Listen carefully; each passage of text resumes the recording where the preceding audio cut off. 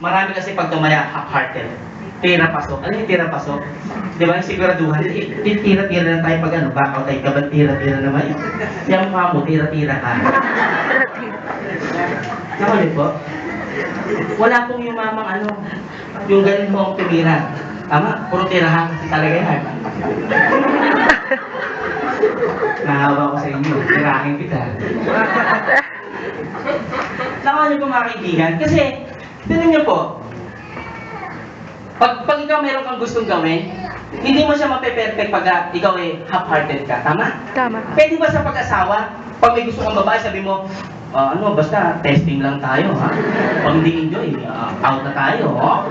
Sali ako dyan, pag meron ganyan. Ay, joke lang. Wala akong gano'n, tama?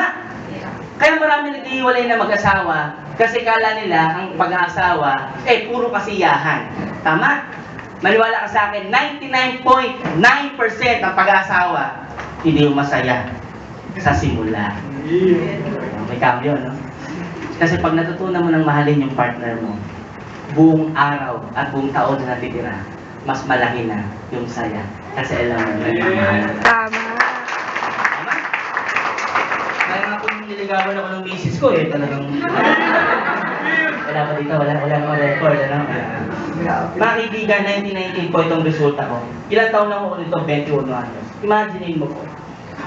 Sabi ng mga barkada ko dati, tatanga-tanga ko, ang bobo-bobo ko. Imagine mo, yung mga nagsasabi sa akin no, nangungopia sa akin. Diba? Tapos tatanga-tanga daw ako, bobo-bobo ko. Pero mga kaibigan, walang nakakaalam kung yayaman ako hindi. Walang nakakaalam kung tatama ako hindi.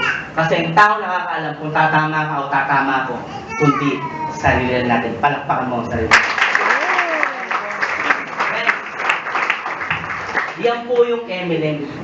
Diba? Kung kinakabahan ka, kung mali ang desisyon mo at nag-MLM ka, kung kinakabahan ka na nag-resign ka, nag-MLM ka at walang nangyari sa'yo, believe me guys, tama ang desisyon mo. Kasi tinan mo, kalimutan natin lahat ng pinatutok dito ng speaker mula kanina, tsaka yung talk ko ngayon. Bumalik ka sa work mo. Ikaw ba, excited na excited ka, mag-work everyday? Sino dito yung umaga excited na excited kasi mag-work siya? Yes, it's so Monday! Ano dito? I love my boss! Yeah. Shit! Ay, boss mo? Sabi ang ito, wagas eh, oh. Mali. Tama. Excited kayo yung umaga, papasok ka? Bakit papasok ka? Alam mo, hindi kayo yaman. Grabe ito, ginagawa, hindi ako yayaman dito. Tapos sabi ng boss mo, ito pa gawin mo! Thank you, sir. Eto pa, mapapromote ka na! Ay, salamat! Buti naman, tinatasan siya yun. Totoo hindi? Totoo. Maniwala ka sa akin mga kaibigan. I'm not against employment, pero ang totoo mga kaibigan, ang tawag ko talaga dyan, slave. Survival. Tama?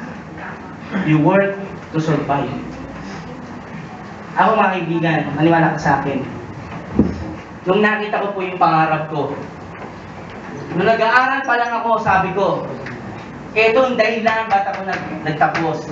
Etong dahilan na kung bakit hirap man ako sa tuition fee, pipilitin ko makagraduate.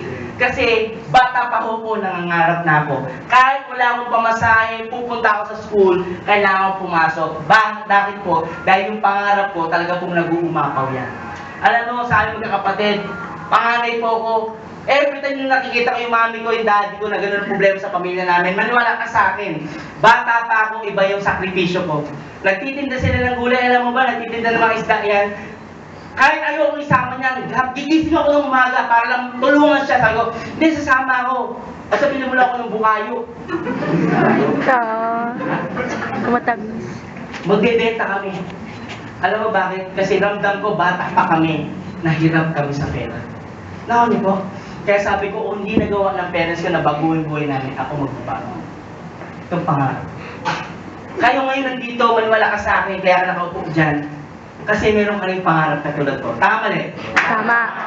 Guys, kung wala ka pangarap, uwi ka na. Tama. Hanggang alas 2 po tayo na madaling araw dito. Totoo. Nandiyan ba yung mga bouncer sa baba? Nakalang na yung pinto. Totoo. Tama. Sabi, ay, Tama. Kaibigan, no? 1998 po yan. Dumating ang 1999, 2000, 2001, 2002. Alam mo, resulta ko naging 100, 150, 200, 300. Ganun, nakakaasa. Minsan lang, paulit na nag-aabot nga minsan. Ganun po. Meron akong downline dati, alam mo, mga nakapotent title. Diba? Mababaw yung posisyon nila. Assistant Vice President po. Grabe. Diba? Mga kausap ko yung mga nakataking, nakaganito pa. Kausap, totoy pa ho ko nun eh, di ba? Binanatan po, what's the nitty-gritty part? Hindi ko gano'n nag-gets. Yung pala, kitaan lang pala tinatanong niya. Sabi ko, hindi pare, dito, di mo kailangan. Pero alam mo, sayang kasi, magkano income nyo? 80, 90, sabi. Laki na pala ng income, hindi nyo na kailangan to. Kailan pag yung check ko? Yung laman naman, 250, 300, 400, gano'n. Tapos meron pa doon hindi na cash. Nung pumunta ho sila, kuha na naman ng cheque. Sabi ko, ay, nakakasal, lagi nag-aabot dyan. Alam mo biglang doon lang, paano ba yan? Oh! Baliw. Tama. Grabe yung mga kaibigan ng Eminem. Nasira po ang accounting principle dito. Dito ka makakita. Sino mga accounting graduate dito? Bukod sa akin, sino ba? Meron talagang kurso yun, nag-uusapan. Pag pinag-usapan ko sa negosyo, sa mga negosyante, yung tinatawag na ROI, Return of Investment, alam mo, ang usapan na lagi, magkano kita natin dyan?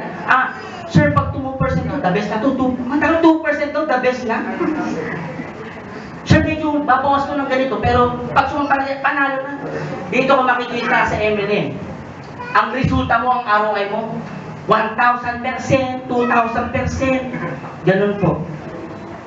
Ganun kalapit. Alam niyo ba? Sa edad kong yan, kumita ko ko dyan 17.6 million. First MLM ko po yan. Bakit po? Nilabang ko. Sabi nila hindi ko kaya. Sabi nila hindi totoo. Pero alam mo sabi ko, ako nakakaalam kung kaya ko hindi.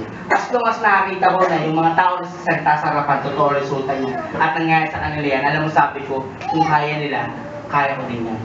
Ako na po. Yes. Kaya lumapag po ako. Ba't ko na kwento sa inyo to? Para ma-open yung mind nyo at para ma-realize mo. Kasi baka kinakabahan ka kung ikaw yung tipong taong yayaman ka. Alam mo, pwede niyo pong i-track yung record ko. Di ba? Pwede niyo tignan kung anong resulta meron ho ngayon.